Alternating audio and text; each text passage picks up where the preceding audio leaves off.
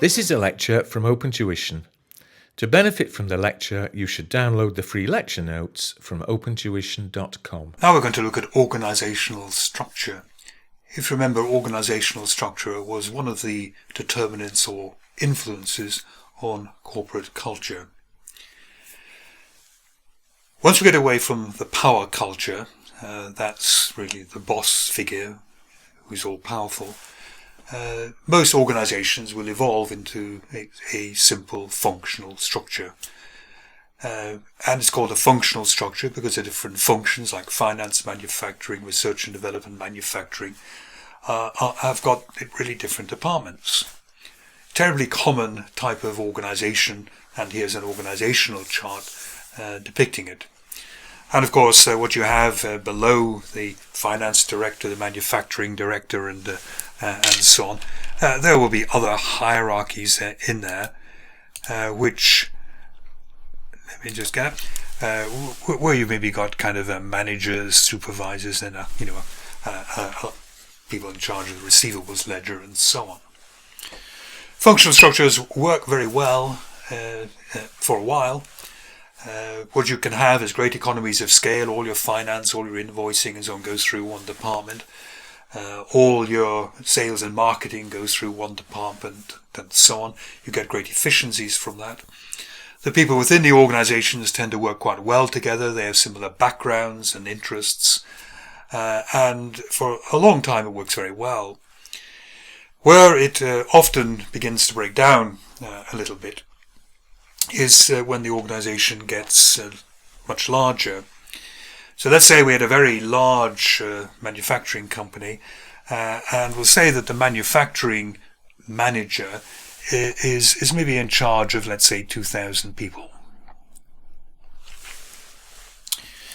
Now, if you are in charge of manufacturing director, in charge of 2,000 people, then you are a very powerful figure. You're really a real prince in this kingdom, really. And you begin to see that what your purpose is to look after manufacturing. And you get what's kind of called, it's sometimes called a kind of silo mentality. The manufacturing director or managers will make sure that their performance in their department is very good. They feel powerful enough to rule almost absolutely within this. They resent anybody interfering. And see what's going to happen, maybe, and then maybe people in R&D, quite a large R&D department, but kind of pursuing their own interests and so on, maybe not liaising very much with what the people in sales want. And you could envisage a kind of a situation where maybe the people in sales, they get a special order or the first order from what could be a very important export customer, but the customer wants the orders seen to very, very quickly. And so the people in sales go along and they talk to the manufacturing director and they say, could you interrupt your current production to make this special batch for this potential new client, because we think it's really important. If we perform well here, we're going to get more jobs. And the manufacturing director is kind of looking after manufacturing, doesn't want any inefficiencies at interrupting current manufacturing processes, and feels powerful enough to say no. And of course, the manufacturer is looking after manufacturing, but is really not seeing the bigger picture, that your purpose really is to look after and make sure that the whole organization does well. A second really result of becoming very large is that ultimately there's a degree of, I suppose, diversification within businesses, because we know businesses, they may be selling to Europe, they may be selling to Asia, they may be selling to North America, and the products needed in those three markets might be slightly different, the competition will be different, the rules and regulations will be slightly different. And it maybe doesn't make much sense to cram three different markets essentially together into one sales department and one manufacturing department. And what will often happen as the next phase to get over this kind of diversification is that a divisional structure is set up. So you split the business into 2 or 3 or 4, each like a little mini business within the overall group. They could in fact be subsidiaries. The normal basis on which to split up your divisions, well, you can have geography.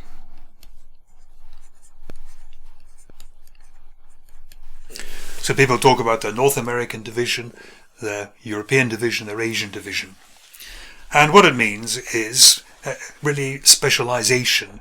You will serve these 3 markets better if you manufacture goods that they specifically want and need, which comply with their local laws. You will deal with them better if you know what your competition is like there and you price your products. You know how to advertise better, what sort of adverts work in each market, and so on. The financing rules and regulations may be different as well in the different markets. So you're going to get maybe certain inefficiencies coming in because there might be a little bit of duplication, for example, in finance. But the predominant view really is that divisionalization helps. And then you can also compare one division against the other and kind of set targets and hope that they beat each other. A second divisional structure can be set up really by product. So we used to have a very large chemical company in the UK, now taken over, but it had 2 main products. It manufactured paint and it manufactured agricultural chemicals. Now, there's really nothing in common between those. The manufacturing processes were different, the suppliers were different, the markets into which you were selling were very, very different. It made no sense at all to keep them together, and they had a paint division and agricultural chemicals division, again, to kind of specialize. And finally, what they can specialize in, or divisionalize over, is customers. So some companies divide their operations into a division which deals with consumers, business to consumers, people like you and I, because we will be buying small amounts of product and so on. We tend to be paying cash. We'll respond to certain adverts. And another division which sells to other businesses, business to business division, because they will often be selling much greater volumes to these people. The sorts of product they require might need to be slightly different, maybe more resilient, because in a business environment, maybe it's going to have more wear and tear. And there the selling will be done in a different way. You'll be giving 30 days credit. You'll be advertising in trade magazines rather than in the separate newspaper. So divisional structures is the way many businesses evolve. But to some extent, this hasn't maybe got over the kind of silo mentality that people might have in saying, I'm a manufacturer, I will just look after manufacturing. And the next structure is one which begins to address this. This is a matrix structure. And for a long time, matrix structures were kind of frowned upon, certainly by classical management theory. Classical management theory said that any one person should only have one boss to report to. One person shouting at you was quite enough. That it was wrong and unfair to have 2 bosses, to be answerable to 2 people. And a matrix structure does away with that classical rule, which was called unity of command, and recognizes that maybe you do have 2 bosses. And here we have, for example, we have a person here who, technically speaking, is a quality control person and is going to be reporting to the quality control manager and responsible to the quality control manager to make sure all the tests are carried out, but has been assigned maybe for a couple of years to Project B. Let's say the projects are civil engineering, they're building bridges, something of that sort. So this person is now responsible to the manager of Project B.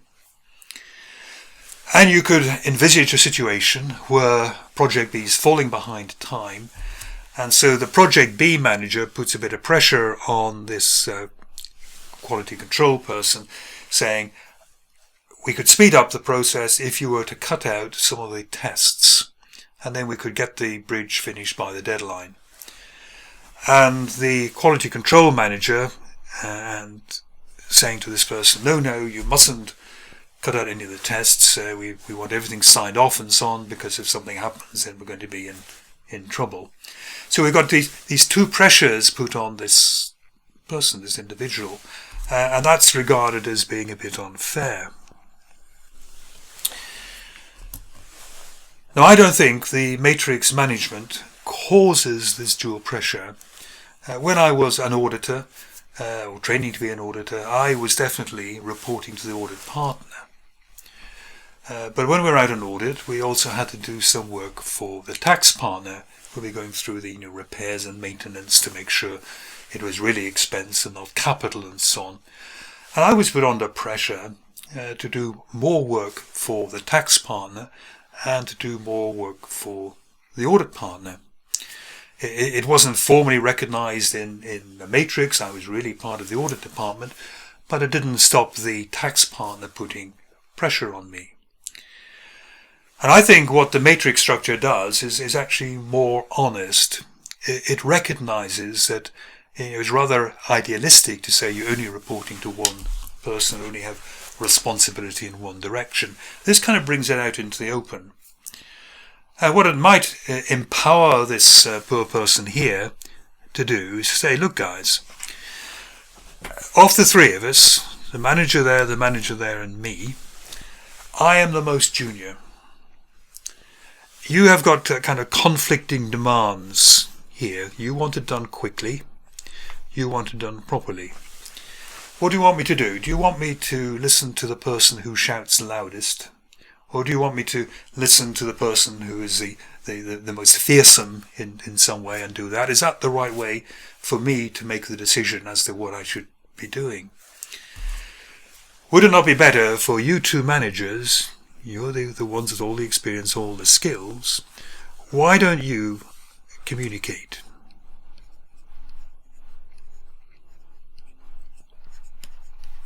Why don't you talk together?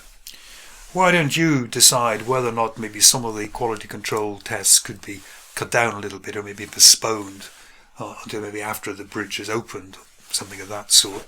Because what we want out of this is a win-win. There is no point in our kind of silo mentality of the project B manager getting the bridge done on time if it's unsafe. And there's no point on the quality control department manager sticking to the rule of the law, so to speak, when that wasn't necessary. What we want is the bridge safely constructed and delivered on time, a win-win situation. And then when you've decided what you want me to do, tell me. So the great advantages of this is getting out of the silo mentality, seeing that we're all in it together, really. Communications must be very good. The disadvantage is perhaps we're still left with wondering, well, who is my boss? Who am I really being responsible to for this couple of years when I'm assigned to this project team? And that uncertainty perhaps still lingers. But it's a very useful structure, particularly when you have a project-based kind of company where you have people from many different disciplines forming the project team. The overall structures which we have can be, getting away from matrix structure, getting back to some sort of functional structure. The two extremes, I said earlier, was tall, narrow and wide, flat. The tall, narrow structure is the more old-fashioned one. Lots and lots of layers in it, and lots of grades and so on within that. And lots of supervision. All these middle managers were kind of supervising each other. Here we have what's called a span of control of 2. This supervisor only looks at 2 people's works. And if you have a span of control of 2, that really gives you half a week to supervise each person or to interfere with their work. And a couple of things happen to make this tall, narrow structure less popular. And it really began in the 1990s to begin to change. First of all, in the 1990s, very good products began coming in from cheaper production areas. And traditional Western, tall, narrow organizations found that they had to save costs. And one of the ways in which they could save costs is they began to say, well, what are these managers here actually accomplishing? They're just managers checking on supervisors checking on less important supervisors. Is there any actual added value happening in there? So there was an idea maybe we could get rid of them. Second reason they got rid of, or this became inappropriate, was it was very, very inflexible. People were proud and jealous of their grades and so on. And they saw the grade, the role, almost the job title as almost being more important than the job. They would cling on to the perks. I was once in an audit client. It had 27 major grades. And I was working, I think, once in their internal audit department. And in the morning, the internal auditor got a letter through saying he was promoted. And the first thing he did was go off to the staff manual to see what the next grade up was entitled to. And this person discovered that he was now entitled to a chair with arms and was entitled to a better ashtray, because everybody smoked in offices in those days, a nice glass ashtray. Was entitled to a better waste paper basket, because obviously now he was more senior, the standard of rubbish was higher, needed a better waste paper basket. He was entitled to a little square of carpet under his desk, and was also entitled to an extra 3 square meters of office space. This was all set out in the staff manual. This is kind of symptomatic of an extreme bureaucratic, bureaucratic role culture. And before the day was out, all of those changes had been made. He got his new chair, his new ashtray, his new waste paper basket, his square of carpet, and the company carpenters had come and moved the wall of the office out a little bit to give 3 square meters more. And this was important. This was a symbol and title, if you like. You wanted to show off that now I'm a higher grade, and this is how you proclaim this to people. And this means, of course, that then people hang on to that, very jealous of it, not very flexible. And the final problem is that the distance between the top and bottom of the organisation is quite large. When nothing changed very much, it didn't matter, because the person at the top, who's maybe been there or been in the organisation, not at the top, but had been in the organisation maybe 30 years, is a real expert in the organisation, because it hasn't changed. The products haven't changed radically. The marketing hasn't changed radically. Now what happens is it might be the new recruit at the bottom who has got valuable technical knowledge, valuable marketing knowledge. It's the recruit at the bottom who is more aware of the importance of, say, social marketing, like Facebook and Twitter and so on. The person at the top would probably have heard of these, but may never have used them. And what we need is better communication. And if you go through this method here, going up through the managers in this very strict way, because every time you tell something to a manager, it's going to be changed slightly, either deliberately or just accidentally in the retelling. It will take weeks to get up to the top in a garbled form, and then it will probably take weeks to come down again. And you get a reaction to a completely different idea.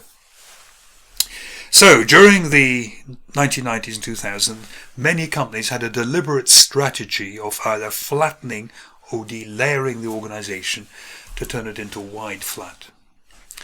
And what we have here are far fewer layers, but a much greater span of control here. Here I think has been drawn with a span of control 10. This means that the manager has to be somewhat of a better manager, and maybe the people have to be better people. If you're looking after 10 people now, you can't supervise them nearly as closely as only looking after 2. You have to tell them in a better way what to do, delegate better. They have to be maybe more qualified to work well with that supervision. It's more egalitarian, less distance between top and bottom, and of course it's going to help the communication, maybe only 3 or 4 layers to go up. You won't be frightened to speak to the manager who's kind of 20 layers above you up here. These people are much more accessible. So, movement to the wide flat is what has by and large happened in many organizations. The shape of the organization says nothing about the power in it.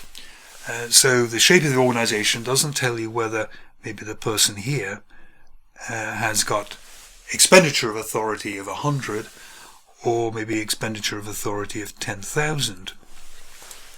This is really dealing with centralisation, so it is. Centralisation is a passage of power and decision-making ability down through the organisation. And generally speaking, the answer is that some decentralisation is good, but too much is likely to be bad. The good things arising from decentralisation are these. If there is no decentralisation at all, it implies that top managers are making all decisions. This means that their desk is full of stuff, and you've got really important decisions there, like should we open in Europe, mixed up with relatively less important decisions like what sort of coffee machine should we have. And the time is just cluttered. What you want to do is to leave top managers time to make the top strategic decisions. Get rid of the other stuff further down the organisation. Secondly, it's liable to make better decisions. Faster, you don't have to refer up, you can make them locally. Functional and geographical experts. There is no point in me, if I was a CEO, being asked to make a decision about marketing a product in Italy. I come from an accounting background, I know little about marketing, other than what's in P3, and I know nothing about how to advertise in Italy. So the best person to make decisions about how to market and advertise in Italy is a marketing expert, perhaps based in Italy. It motivates staff. Good staff want to be able to make decisions. If you don't delegate and allow people to make decisions, they get bored, they will leave. We all get a great motivation from making decisions, running our own little show, if you like, seeing whether or not we are successful. And finally, training and assessment of staff. How do you know whom to promote if you never give them a chance to run a little bit of an organisation? And of course, the normal route through an organisation, you put in charge of a little part of it, you do that well for a couple of years, you promote it to a larger part, and so on. You keep being promoted until you prove yourself incapable. On the other side, decentralisation, there can be some duplication of efforts, but by far the biggest danger is this lack of goal congruence or dysfunctional decision making, where one manager or one division maybe makes a decision which is going to be hurtful to the group as a whole. The worst case I ever came across of this was a company which had developed quite quickly by acquisition, and many of the acquisitions were foreign. And really the only people who knew the name of all the companies in the group were at head office. It wasn't really that important most of the time for each subsidiary to know the name of all the other subsidiaries. And what happened was a government contract came up, and 2 subsidiaries independently and unknown to each other began bidding for the same contract. And of course they were just bidding against each other, bringing down the price. So you still need a bit of coordination. You can't let all your divisions go entirely their own way. Coordination has to be there to try to avoid dysfunctional decision making. Now this diagram, Mintzberg's organisational forms, is of some importance in the exam, has been explicitly talked about. And we need to just see what it's trying to say. I'm not a great fan of it. It doesn't particularly tell us how organisations should move. It rather more tells us maybe the shape of organisations, or how the shape is now, so to speak. Anyway, what we have, the way to remember it is the following. Strategic apex. Strategic apex, think of apex as top, think of strategy. This is basically, to all intents and purposes, the board. You have the middle line, think of this as the middle managers.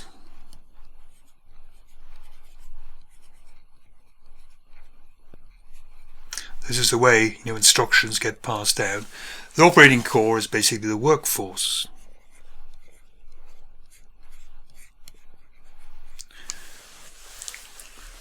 Support staff, I think we know what support staff are. It could be people in IT, it could be people in the accounting department, maybe people in HR, maybe people just word processing for you. That's support staff. The bit of the mystery in it is what's meant by the technostructure. And just as in support there isn't just one department, there isn't certainly a technostructure department, but these are the people in the organisation who are responsible for really kind of procedures and manuals.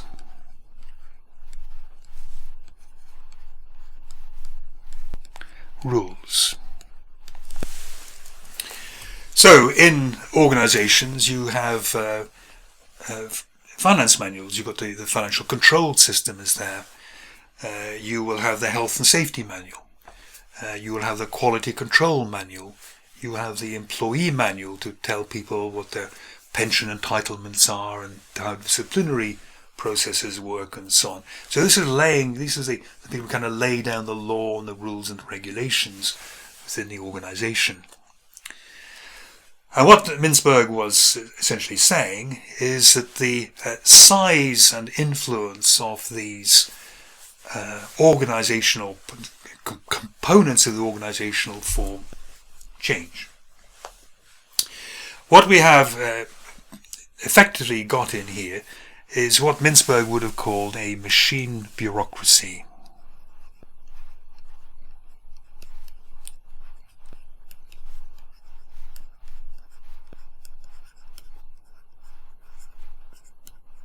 A machine bureaucracy.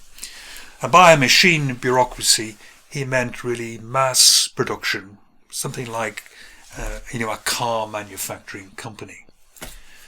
And in a car manufacturing company, big company, you tend to have quite a long middle line here, quite a lot of middle managers, even if we've moved to the white flat kind of structure. And you've got a very wide, very large, influential technostructure over here. Because in a factory with 5,000 people, you need to be very strict on health and safety regulations. You need to be very definite on your employee manual so that everyone's treated equally and fairly and know what their rights are. You need really strict kind of quality control manuals, because in mass production you have to make sure that you can produce the goods to a certain quality and so on. And there'd be specifications how to make things, diagrams and so on. So very, very tightly controlled, so the technostructure is really very influential. A second structure that we can just kind of contrast this with is not a machine bureaucracy, but what he called a professional bureaucracy.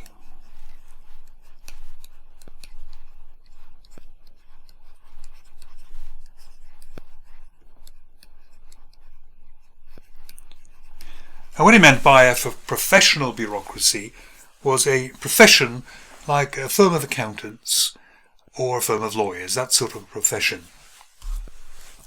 And what he said there is that the importance, the kind of size of these components change. And the way they change is, first of all, the middle line is going to be much shorter. So we're going to be drawing this again. If I can find, let me just find somewhere to draw it here. You'd have your workforce at the bottom. This would be your lawyers or your auditors going out to the client. You have a very kind of short middle line.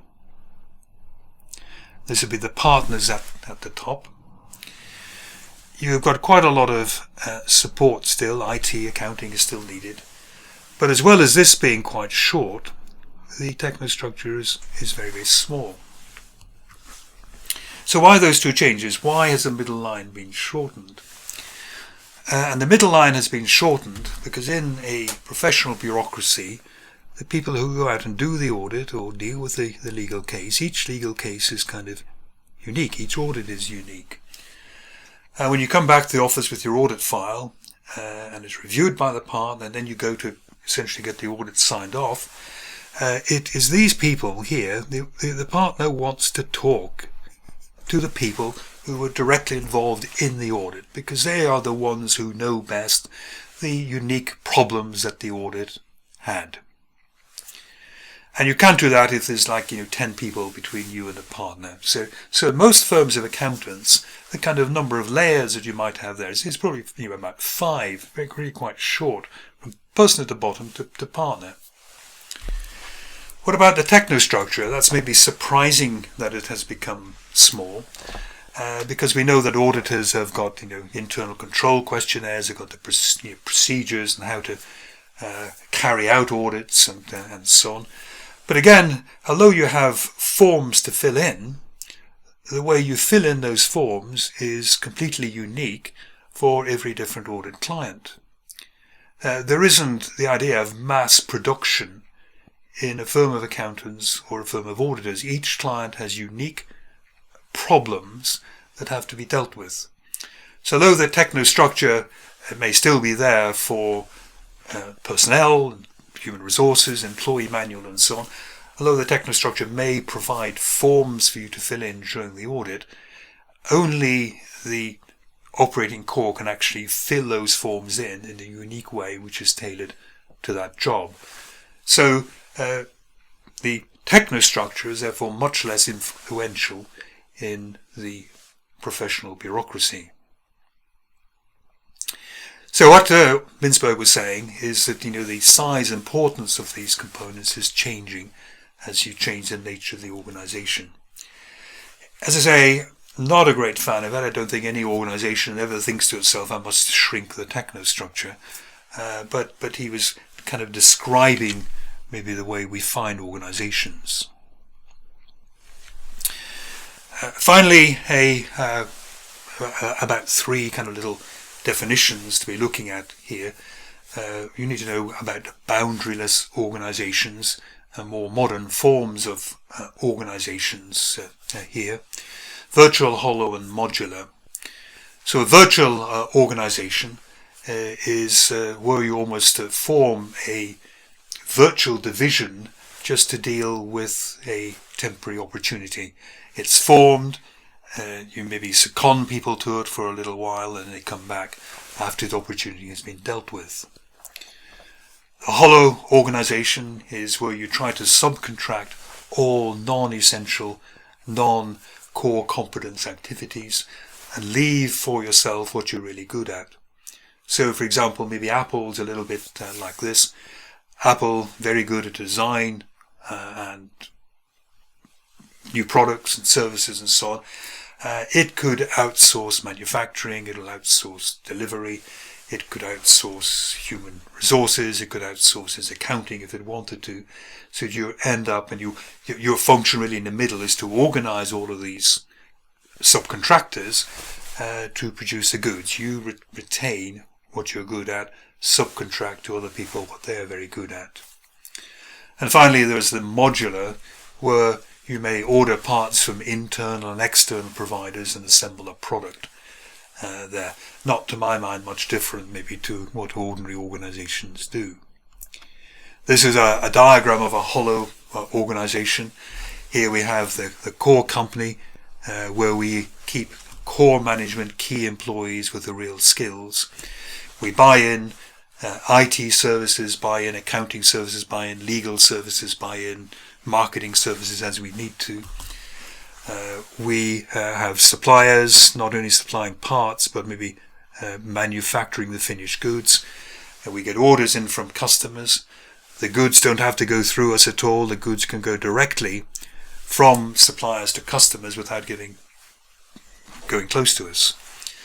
If you look at their financial statements, you'll see quite a lot of revenue, but probably relatively low non-current assets, because everything is done by other people rather than being brought in-house. And this is a relatively popular way for organisations to be moving towards at the moment.